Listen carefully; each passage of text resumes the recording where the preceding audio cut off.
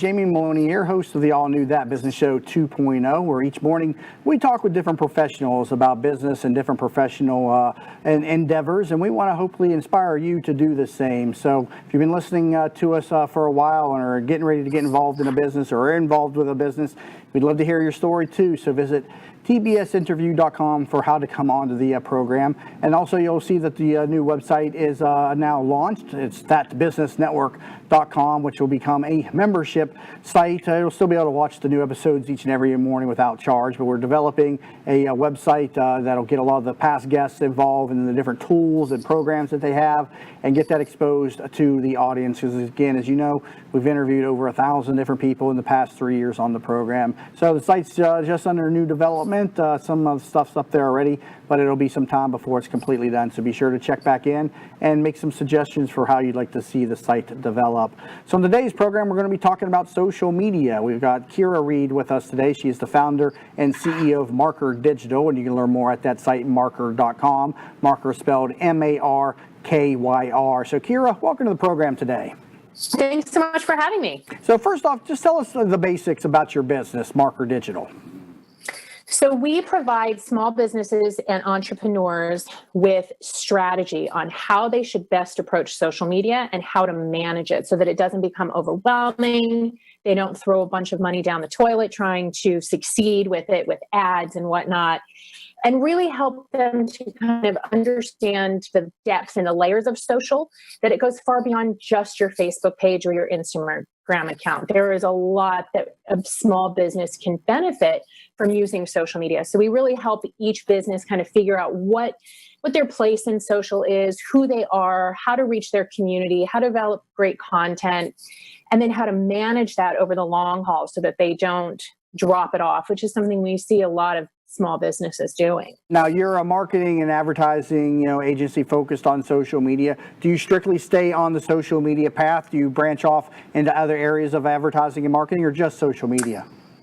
Well, advertising as far as it relates to Facebook advertising, not other forms of traditional advertising. And, there are ways that we can't help but kind of slip into other departments. Social really kind of integrates with all areas of business, with sales, customer service, product development. So to the degree that social has to kind of intersect with those departments, we do. And we also tend to focus on thought leadership. And that's something that comes up quite a bit when we're dealing with startups or small businesses, really helping the CEO or whoever kind of the face of the company is to develop their messaging, get on the speaking tours, and really get out there as kind of that individual. And so those are the things that we tend to do because they collide so much with social media itself. Okay, so many business owners are on social media. They're on some platform. They're at least doing something. Some of us are, I'm not necessarily myself, I think I do a decent amount of social media, but it's, I can always do stuff better. But for the business owner who's not really engaged with social media, where should they begin? Is it with a Facebook page, a Twitter account, LinkedIn? How do they get started? So this is always the first question and the wrong question, because looking at social media as Facebook first or Instagram first, you're looking at tactics. You're not looking at strategy. The first thing a business owner needs to understand is, who am I? How am I going to show up here? The second question is, how am I going to reach my customers? What do they need from me? And the third question is, what kind of content am I going to produce? Because the vehicle itself is not important if you are not using it properly, if you are not showing up with a clear message, showing up with something your customers want, and then producing valuable content. The rest of it doesn't matter if you don't have those three things. So that's really where they need to start. Okay, so a clear, identifiable strategy, clear marketing content. Should it be driving everybody to like a central place, like a website or a call to action? Should every post center around the same core message? No. Some of your posts should. And often you should send people back to your website. However, if that's all you're doing, you're in promo. Your audience is going to lose interest. You're not going to get any traction at all with your content. You're going to get frustrated and quit. You have to continue to bring in a mix of things that would, again, going back to why it's important to understand your message. Because with a clear message, you give people reason to want to follow you. If you know who you are, then other people will follow along that find resonance with you. You need to understand what your customers want from you so that you are actually delivering that, because your customers don't want to hear your promotion all the time. They want value from you. They want to know interesting things about your industry. So no, always going back to you is not the way to do it. And here's an interesting statistic that just came out as well. Curated content, which means content that you did not create originally, is the most clicked on content, far and above original. So by providing your audience with things that are of interest to them that don't take them to your site, they will become more interested in your brand and have more engagement with it. So you're saying sharing the stories from CNN and Fox or wherever it is, gets more engagement than me producing an original post and content? Yep. Why is that? Is just because people are attracted to those established brands, or maybe the artwork's better, or what is it that drives them to that? Well, it isn't just, there wasn't a clear definition of, highly produced like CNN or Fox. It could also be something that I've written that you share. So I think that really what the answer to that is that it's content that is of value to the audience. So if you're curating something, in your mind, you're thinking to yourself, you know what, my audience is really going to dig this, right? And chances are you're right. And that is why, because sharing someone else's content shows a couple of things. It shows that you know exactly what you're doing on social media, because it is really about sharing. And the second thing is you're really focusing on providing value, which is what people want. So you get what's going on here.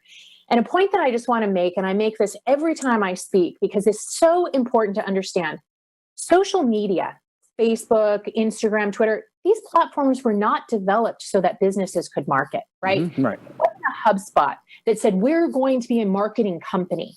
They were relationship platforms.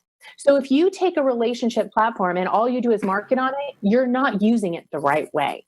If you look at it as a relationship platform where what I'm here to do is share my information and make my audience happy.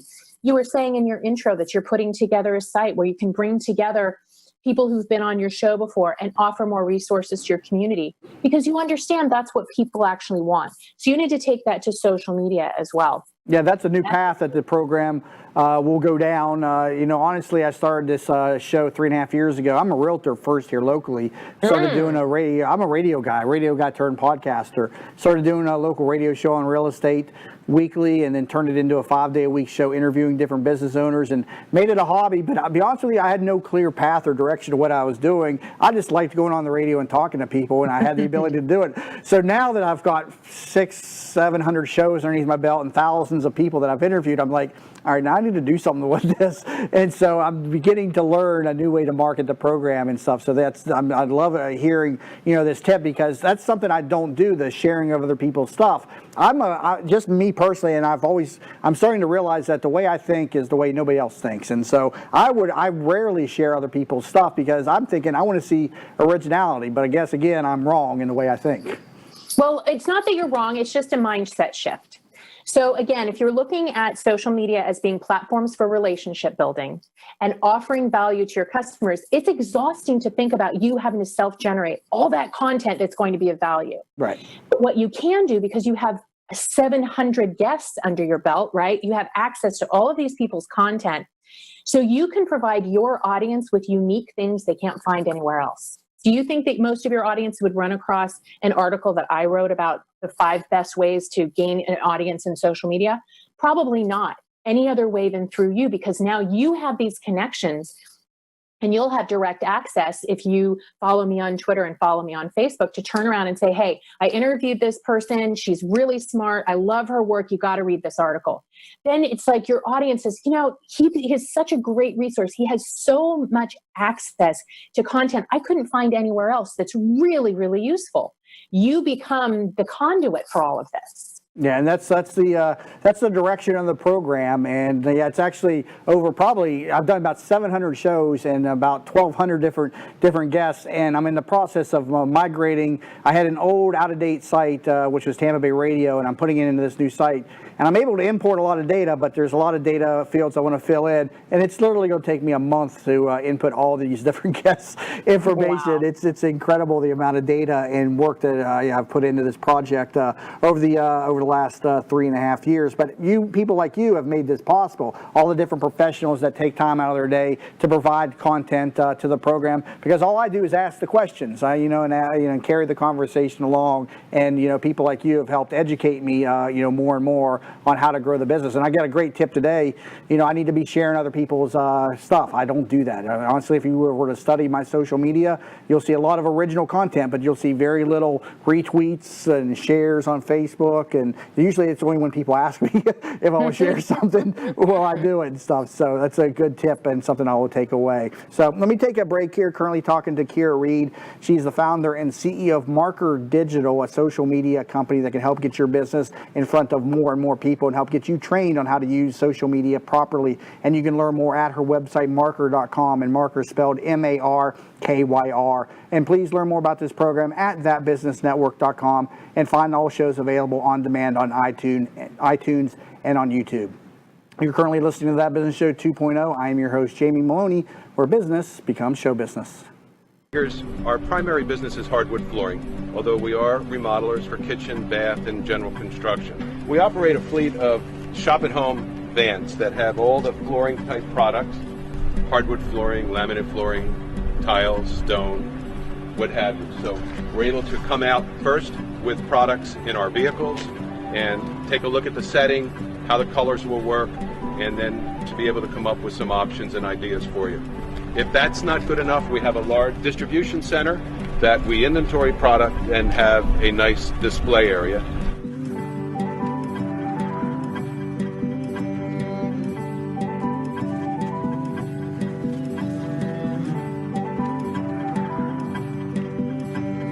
Hi, Jackie Skelton from JR World Travel here.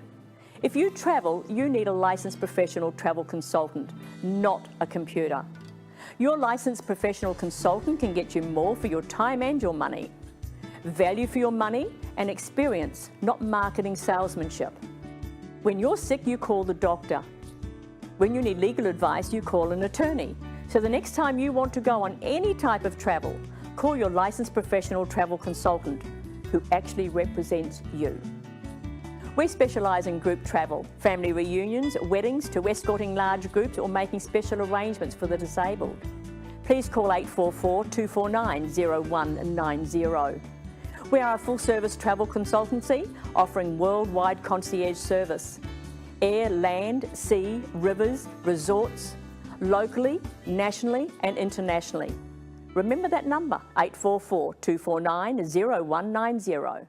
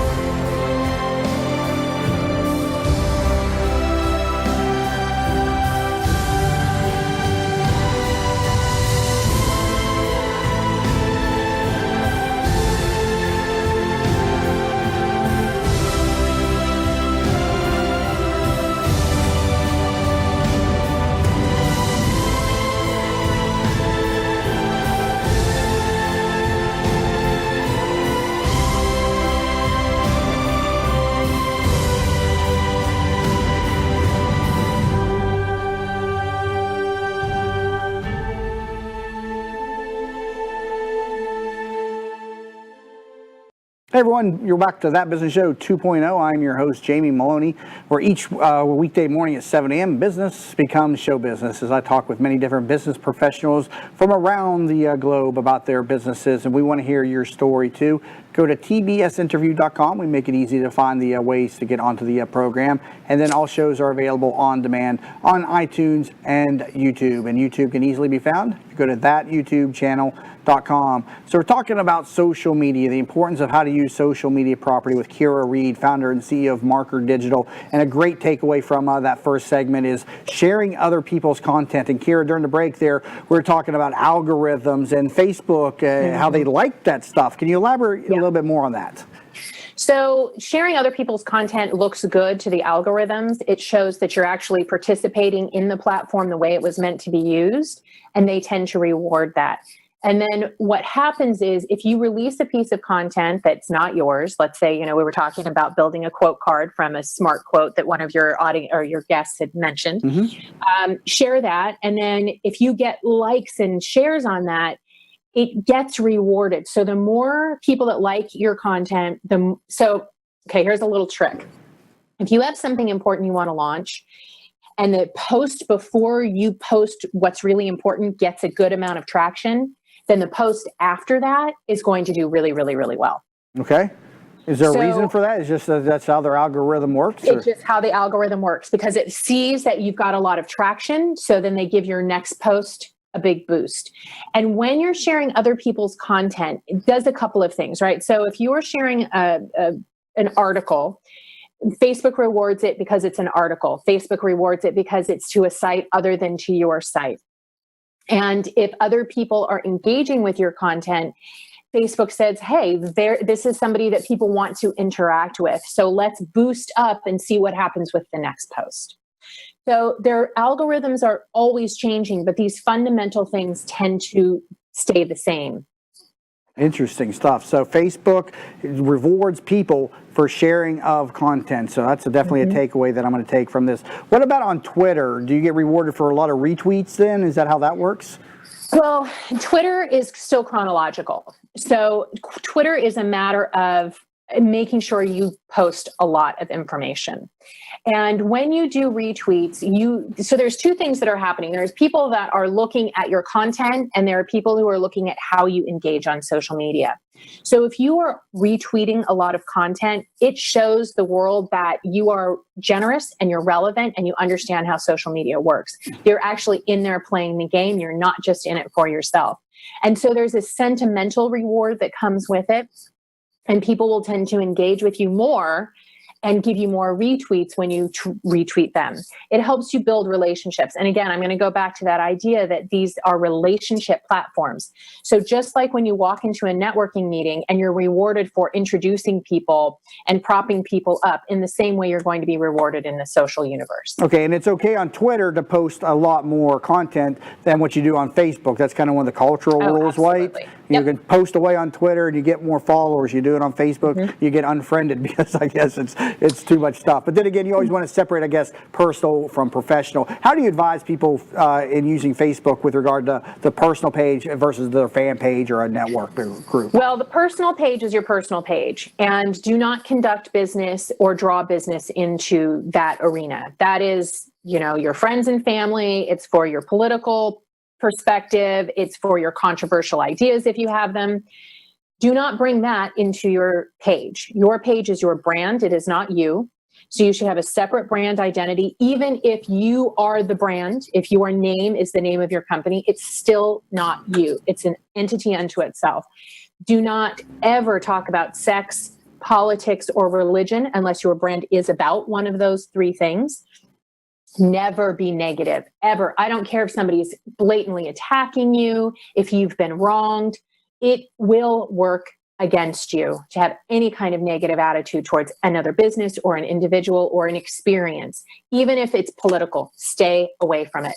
And those are two of the biggest distinctions where I see people muddy the waters between those two. Good information. Now, I'm hearing more and more about Instagram these days. I've got an Instagram account, but I've never really used it. Some people that help me with social media have done some posts on it, but I've never developed my Instagram account. How important is Instagram today with businesses?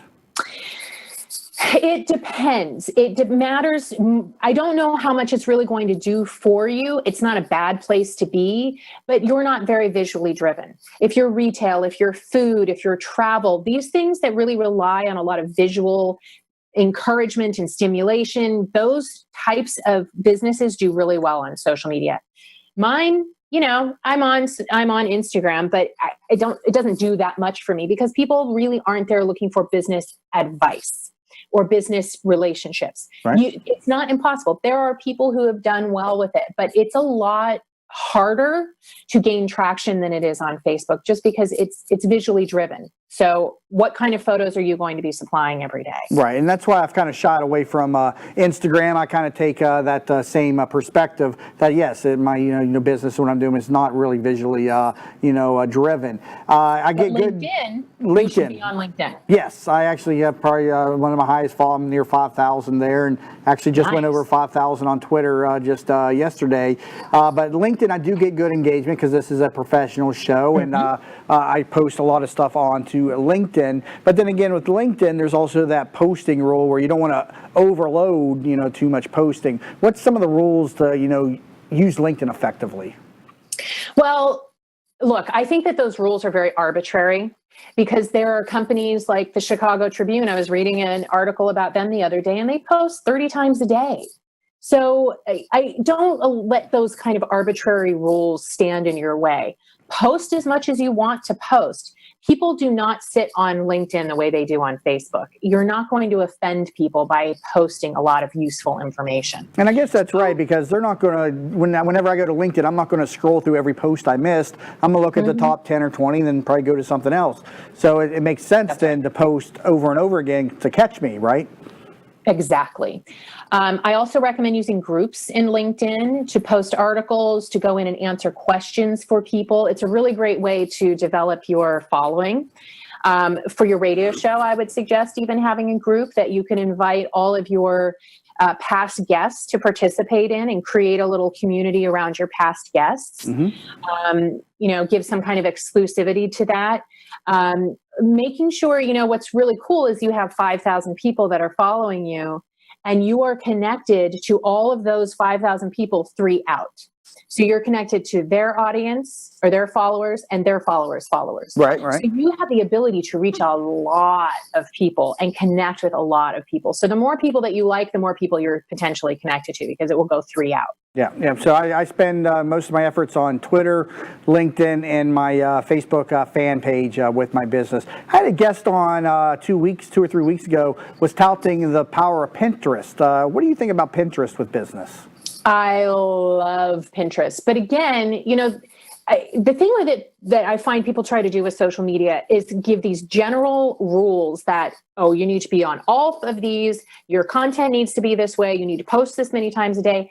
And every business is different. I don't think your business has any business on Pinterest. My business doesn't have any business on Pinterest. I use it for all of my vacations, for the events that we're putting together, for weddings that are happening. But that doesn't have anything to do with business. So we have to look at how each of these sites are being used, and does that work with our business? It's brilliant if you're in travel or fashion or food, just like with Instagram, or if you have some home improvements. I mean, I remodeled my entire house off of my Pinterest boards. But what does that have to do with social media or business? Right. So it's really about looking at, for my business, what I do, what is going to be the best use of my time, because you don't have a bunch of time to be managing all of these sites. Right. What is going to be the most effective for you? What about the auto posting sites such as Hootsuite? Are those recommended to be used? I've heard some people say that the algorithms will punish you for using those types of platforms. Give me some advice on that. So I love Hootsuite for the curated content aspect, right? So you can create tabs where you have, you can say, here's all my social media experts, here are all my finance experts, here are my real estate experts. And so then you can go in the morning and say, look, what do I want to post today? And you can see all of your grouped people and the content that they've posted, and you can grab it really easily. For Twitter, Hootsuite's great to auto post, but do not do it to Facebook, because they're right. They don't like third-party posting. They want what's called native posting. And they're even dinging you now on YouTube because they want natively uploaded to Facebook in order to support it in the algorithm. So yes, use it for Twitter, auto posting, but use Hootsuite to really help gather that curated content and put everything in buckets. It will cut out so much time during the day. So, it's a little bit to set it up, but it's one of those tricks that will help you get your management of your social media hours down. Good information. Well, we got to wrap up the program. Kira Reed, founder and CEO of Marker Digital. Thank you so much. A lot of good information from this program. And you can learn more about her at marker.com. Again, marker spelled M-A-R-K-Y-R, marker.com. You can learn more about us at thatbusinessnetwork.com. And please find us available on demand on iTunes and on YouTube. You've been listening to That Business Show 2.0. I am your host, Jamie Maloney, where business becomes show business.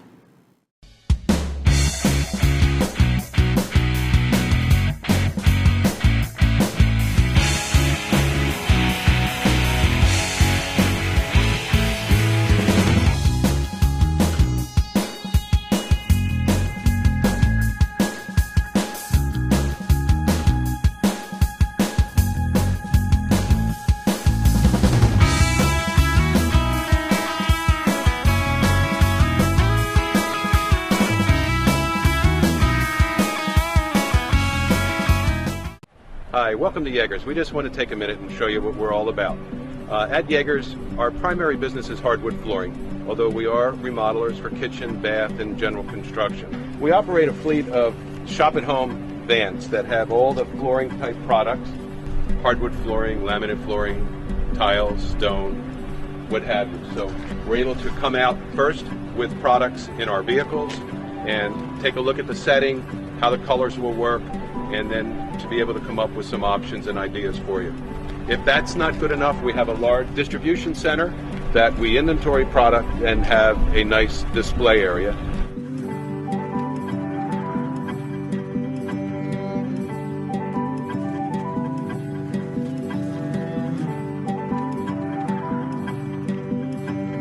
Hi, Jackie Skelton from JR World Travel here. If you travel, you need a licensed professional travel consultant, not a computer. Your licensed professional consultant can get you more for your time and your money. Value for your money and experience, not marketing salesmanship. When you're sick, you call the doctor. When you need legal advice, you call an attorney. So the next time you want to go on any type of travel, call your licensed professional travel consultant who actually represents you. We specialise in group travel, family reunions, weddings, to escorting large groups or making special arrangements for the disabled. Please call 844-249-0190. We are a full-service travel consultancy offering worldwide concierge service. Air, land, sea, rivers, resorts, locally, nationally and internationally. Remember that number, 844-249-0190.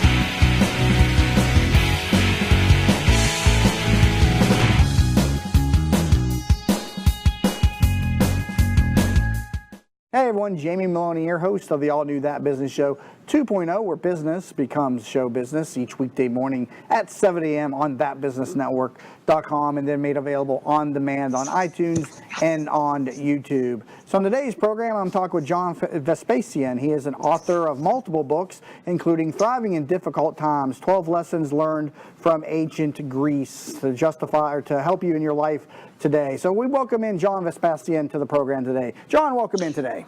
Hi, Jamie. Thanks for having me on. So first off, let's talk about this book. And you're the author. First off, how many books have you written? This is number 8. Number 8. The next one, number 9, is coming in November. Have you been a lifelong author? Or is this something that you implemented in addition to other businesses, or you make a career on being an author? I started pretty late. I started in 2008.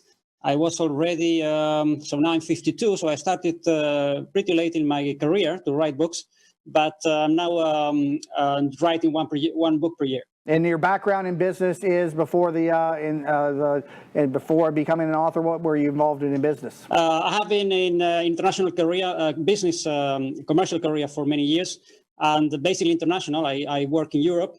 I live in the Netherlands, and I have lived in different countries. So I use my background, my international background, for books. All right. So we're talking about his book, Thriving in Difficult Times. We're going to be talking about 12 lessons learned from ancient Greece to help you in your life today. So first off, what inspired this book? Is it we're living in difficult times today?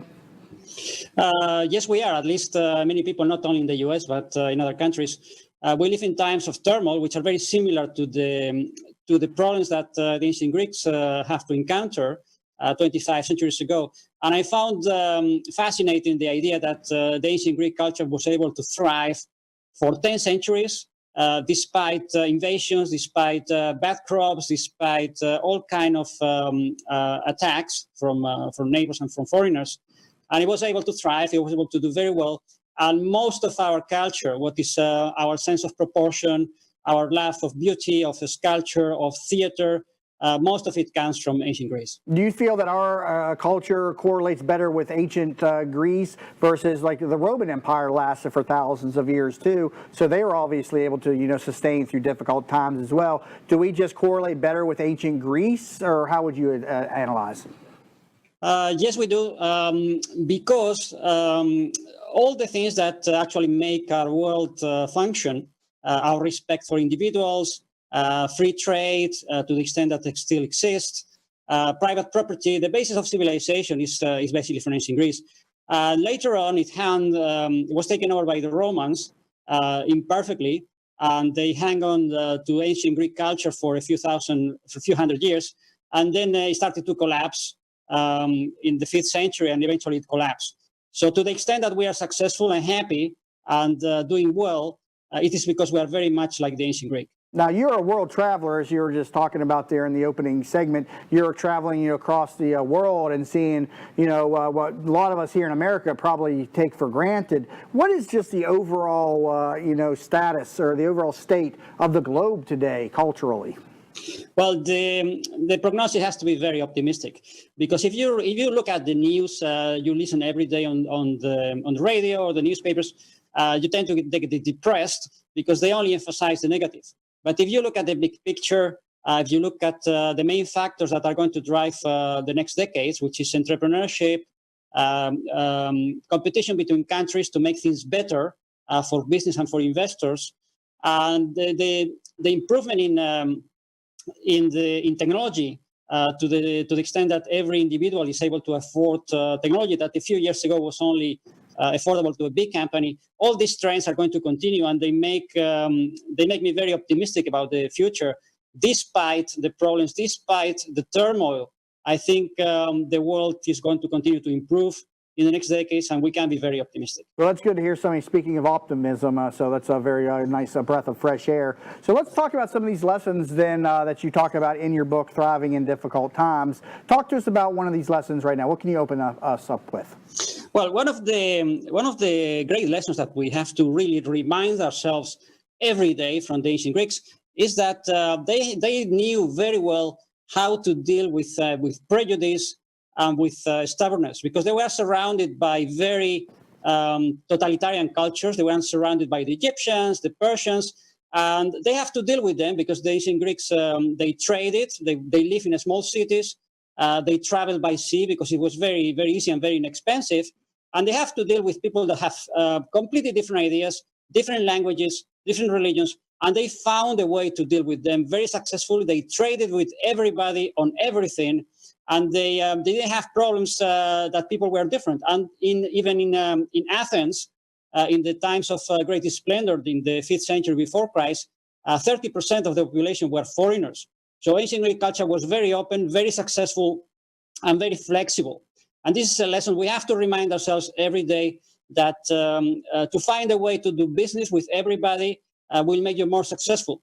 And to close yourself and to become narrow-minded in the long term is very, very detrimental. Okay, so you say the ancient Greeks then handled prejudice very well. It was not a huge component of their culture to have, racially motivated, subsects within their communities. Now, how you as a world traveler see the other cultures across the globe? Do you see a lot of different, racism across the communities as you travel through other countries, or is America kind of unique with our cultural divides?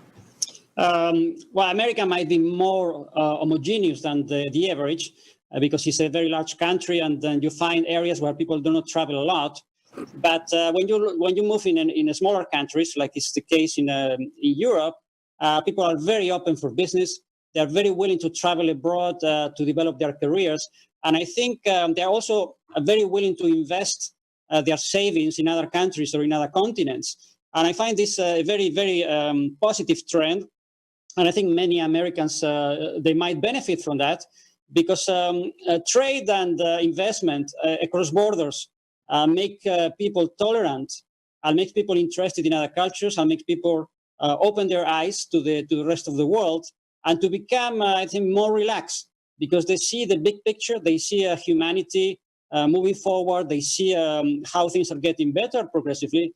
And they don't focus so much on the local news, which most of the time is going to emphasize the negative. Yeah, and in our country here, the 24-hour news networks aren't even really news sites, in my opinion. They're just, they're opinion sites. They're left-sided or right-sided, and they're just there to drive viewers based on the drama. And it's unfortunate that so many people buy into them. And if people have listened to the program enough, I talk about the idea of, it's like watching a team. You're going to cheer for whatever team that you're on, and that's what media has done to our country. You're either on team left or you're on team right, and you're going to cheer for that side no matter how they're performing. And so it's just a great lesson there to take away from your book about how the ancient Greeks then dealt with prejudice in their community. What's another great lesson then from the ancient Greeks that we can help improve our life today? Well, another great lesson that you have to learn, we have to remind ourselves, is that sometimes, and this was actually written in detail by Plato in one of his books, he wrote some advice for his disciples and told, look, if you want to be successful and happy, sometimes you will inevitably have to move because some places, some cities, some towns, they are too small. People are too narrow-minded, and there are few economic opportunities. And this is something that is sometimes difficult to accept if you like to live in a certain area. That okay, you expect that things are going to get better, but most of the time it's very slow. Economic progress in some areas is very slow, so you will do much better if you move.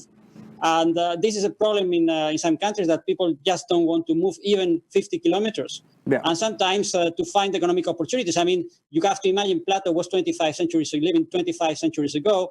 He already recommended people, look, don't waste your time in some places because there are no opportunities. Just move to a bigger city and then you will make a good career. Yeah, absolutely. I myself grew up in a small town in West Virginia, and I used college as my way to get to a bigger city, which is in Tampa now. But I still kind of feel like I'm in a small city these days. But out of all the people that I went to high school with, about 90% of them stayed locally, and a lot of them are still there. It's people get connected to their community, and then they don't feel like moving. Is that something though in ancient Greeks' time that they moved around a lot? Was that something that was core to their culture?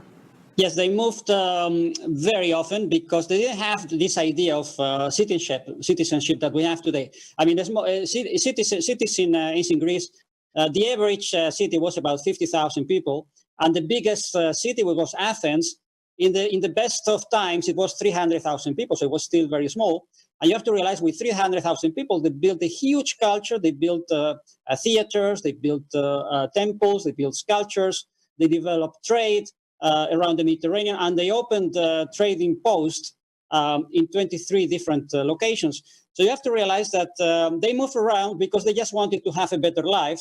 And sometimes it was easier just to move to North Africa, to move to the Middle East, to settle down. That was very easy because there were no borders. Everybody was trading with gold and silver. So it was very easy to establish yourself as a trader. They would go there, they will sell their wares. They traded in olive oil, and they did very well. Huh? Good information. Currently talking again to John Vespasian, author of the book Thriving in Difficult Times, 12 Lessons from Ancient Greece to Improve Your Life Today. And we got a lot more with him when we come back. We've only been able to cover 2 of them so far, eliminating prejudice and then moving around to find better opportunities. So we won't be able to probably cover all 12 of them, but we'll cover some more of them when we come back from the break. On That Business Show 2.0, I'm your host, Jamie Maloney, where business becomes show business. Hi, welcome to Jaegers. We just want to take a minute and show you what we're all about. At Jaegers, our primary business is hardwood flooring, although we are remodelers for kitchen, bath, and general construction. We operate a fleet of shop-at-home vans that have all the flooring-type products, hardwood flooring, laminate flooring, tiles, stone, what have you. So we're able to come out first with products in our vehicles and take a look at the setting, how the colors will work, and then to be able to come up with some options and ideas for you. If that's not good enough, we have a large distribution center that we inventory product and have a nice display area.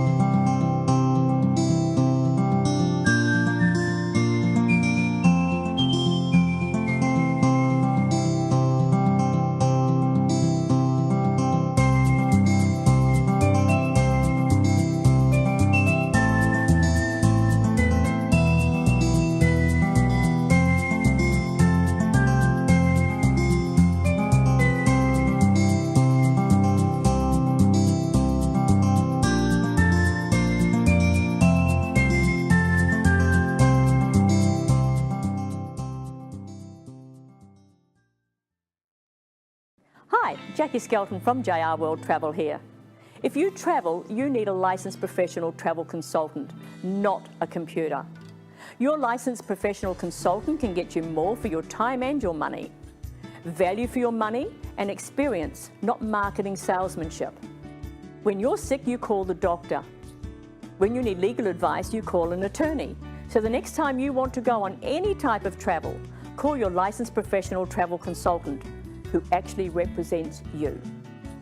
We specialise in group travel, family reunions, weddings, to escorting large groups or making special arrangements for the disabled. Please call 844-249-0190.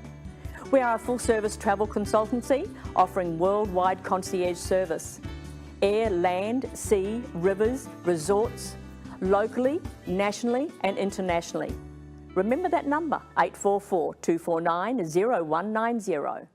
And we're back to That Business Show 2.0. I'm your host, Jamie Maloney, where business becomes show business.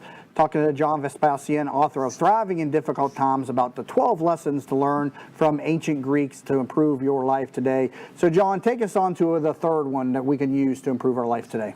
Well, another difference between the ancient Greek culture and today's culture is that they were willing, as a general rule, to deal with imprecise, I would say, non-mathematical situations. Let me give you an example. Well, for instance, when it comes to health or to personal development, we have a vision in the 21st century which is very much mathematical. We expect, if you are sick, you expect to go to the physician and you get a prescription to take 2 milligrams of this or 2 milligrams of that, and then you expect to be well exactly in 7 days.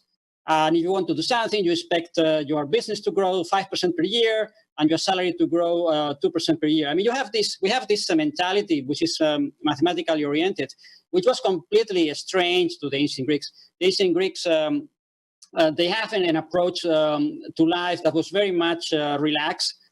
They knew how to deal with the ups and downs. And when it came to personal health, their holistic approach propounded by Hippocrates, who wrote a lot of books of medicine in ancient Greece, was very much based on a balanced lifestyle, a good diet, and plenty of rest. Yeah, something that our culture lacks. We are very much a go, go, go, go society in American culture. And I myself had the fortunate luck of being able to travel to Puerto Rico and just even seeing the cultural differences in that country, much more relaxed, much more work-life balance. Remember going to a fast food restaurant, and fast food there is 30 minutes.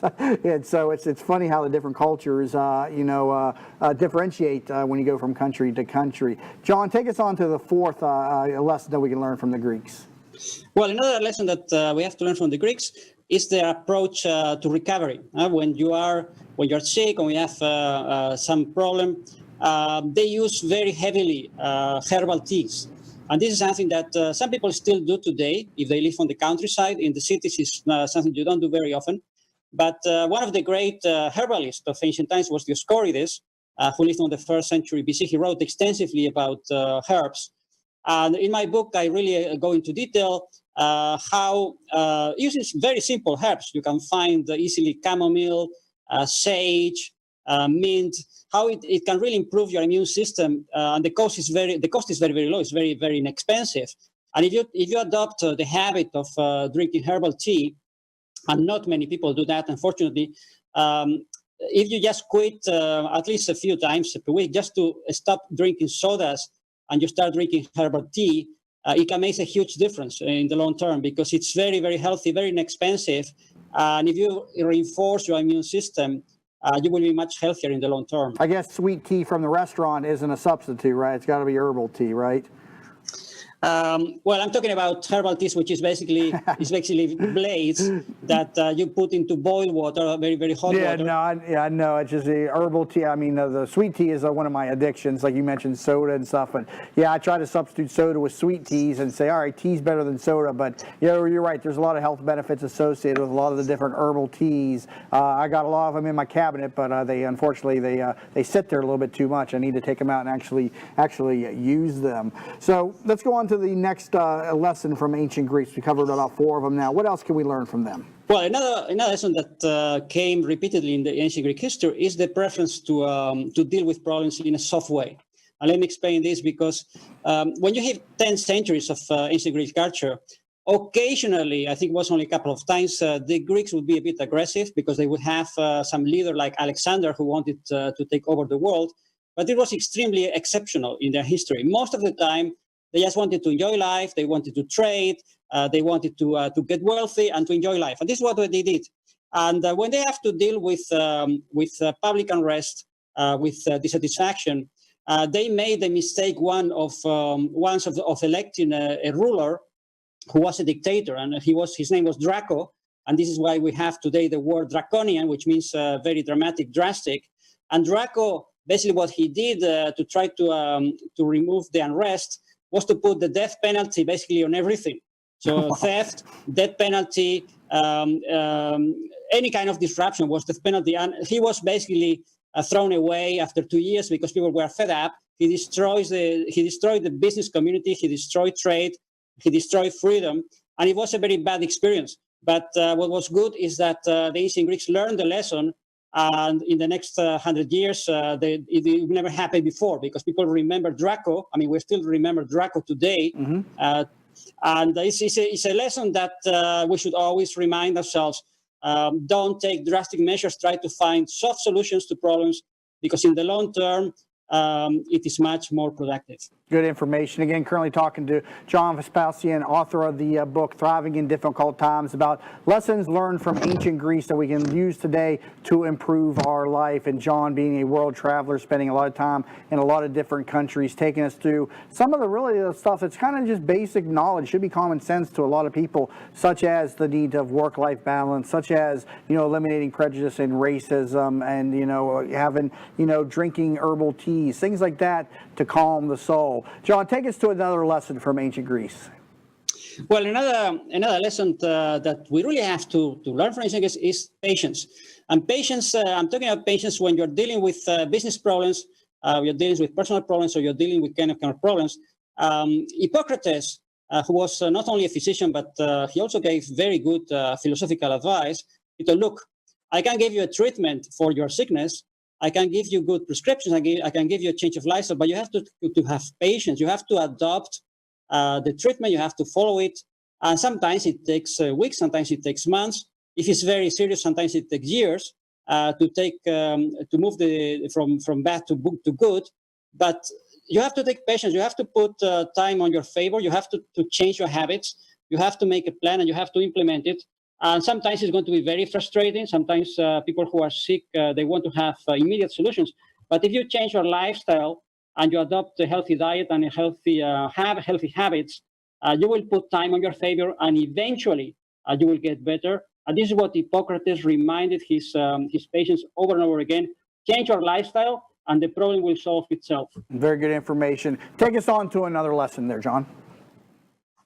Well, I want to really remind people that the ancient Greeks, they produced these fantastic symmetrical buildings that we find so beautiful. Actually, you see many buildings in the United States, they are copied from ancient Greeks and ancient Greek and ancient Roman temples. And they developed this idea that everything must have balance. And it's not only a building, but a sculpture, the life of an individual person, your allocation of time, your priorities. You need to have always a certain balance. And the whole ancient Greek theater is about balance. People breaking their balance and becoming completely crazy, completely one-sided, and creating a lot of problems for themselves. And it's always a lesson when you see ancient Greek theater and literature. Always remind people that if you break the balance in your life, you will survive in the short term. But in the long term, imbalances can wipe you out. So it's better to stay away from this kind of one-sided lifestyles, because they are extremely dangerous. Now, Greece today, obviously in some financial turbulence. Maybe they need to read your book there today. They're having some difficult times over there, financially speaking. Have you spent a lot of time in their culture today? What's it like today? Well, the Greeks today, what we see in Greeks today, they are not really the ancient Greeks, because they have been invaded many times. They have lost many of the ancient ideas. And even if they live in the same country, they are not, I would say, as close as the ancient Greeks. But if you take a country like Switzerland, which has nothing to do with ancient Greek historically, you see many of the ideas of ancient Greek are still there, implemented very successfully, and they have a very high standard of living.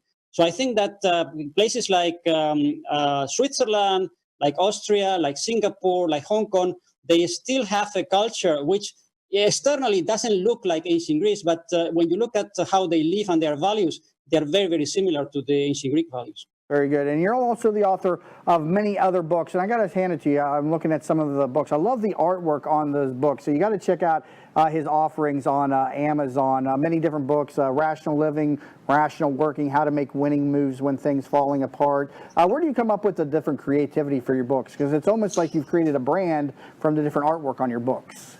My creativity is very much systematic, because if you want to write the books, I would say, continuously, you need to have a system. I cannot just wait for inspiration. So what I do, I read a lot. So I take notes continuously. I accumulate material for the next book.